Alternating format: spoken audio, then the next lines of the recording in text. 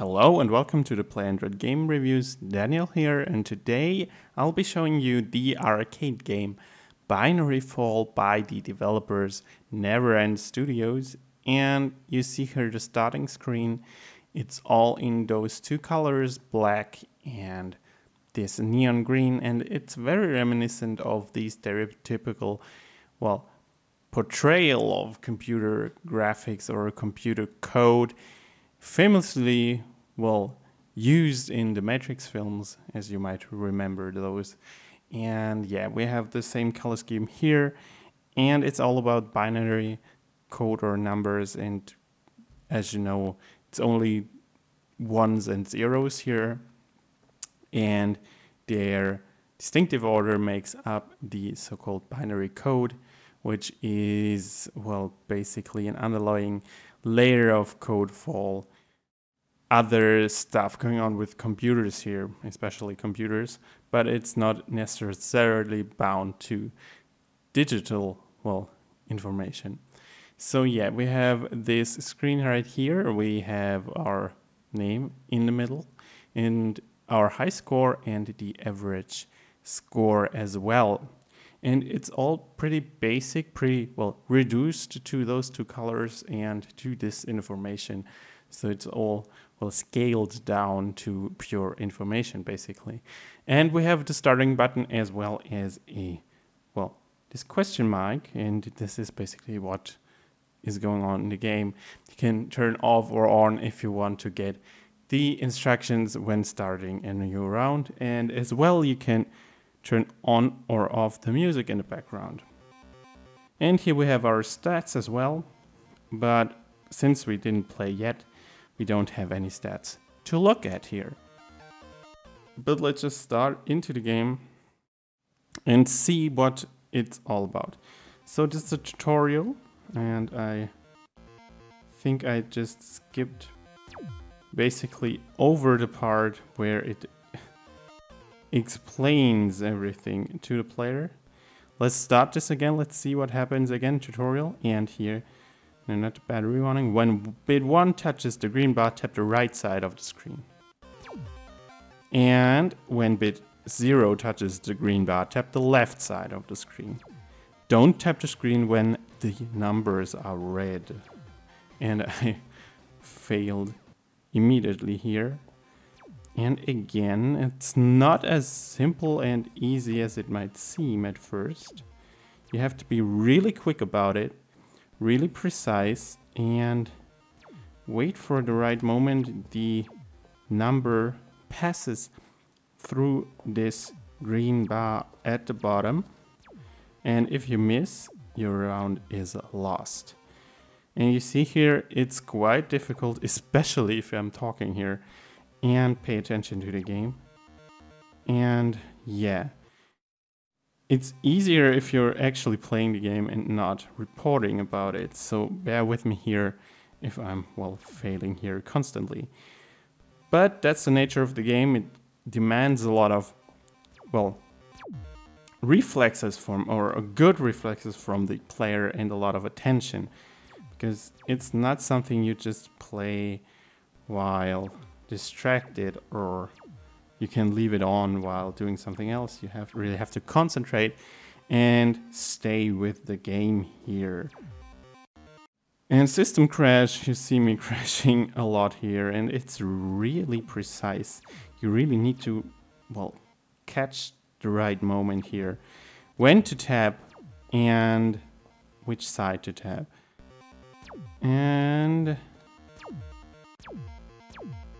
okay, and as I'll leave it at the system crash for a second. Here we have our scores again, and the possibility to turn off the sounds. And let's talk about the graphics a bit. As I said before, it's all in this computer style, reminiscent of the Matrix, I think. And what I think that's not enough for a game like this, or there could be more. There could be more stuff going on. And yeah, okay, of course it's about only zeros and ones, but still it's a game, and I want to be entertained by it and not just black and green constantly. So in terms of graphics, sadly, not the best looking game or the best graphical experience. And what I thought, it's just a practical way of implementing the game. It's all about the game and not necessarily about the graphics, which I find, well, you need something visual that to stimulate or stimulate you while you play it. So sadly here the graphics aren't on par with what I would expect from a game like this. And sounds are much better here. You have this chiptune music going on in the background, and you can turn it off, and which is always a nice option to have. And you can turn off the indicator sounds in the game as well when you hit, well, a number here, or when you, well, get to the system crash actually. And it's always nice to have this music. And it's really engaging music. It fits the play style. It fits the, well, fast-paced gameplay here. And it's always nice to have something like this. And it really fits with the theme here of, well, computers and digital information and stuff like this. So the whole chiptune thing really fits in this whole scheme here.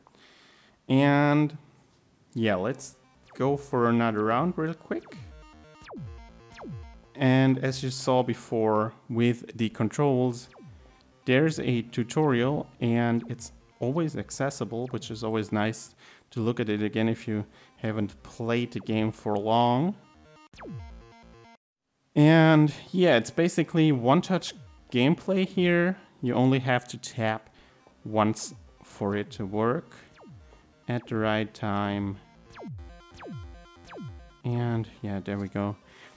And yeah, quite responsive, but sometimes I think it could be more precise. I don't know if it's the hardware I'm using here or if it's the game itself. I'm leaving that out from the, well, verdict at the end. But as it is, as the game plays, I mean, it's really, well, basic gameplay here, basic one-touch gameplay, which is always nice because it's easy to get into, easy to pick up, and easy to just play along if you're, well, bored or something. So nice controls here. I really liked it.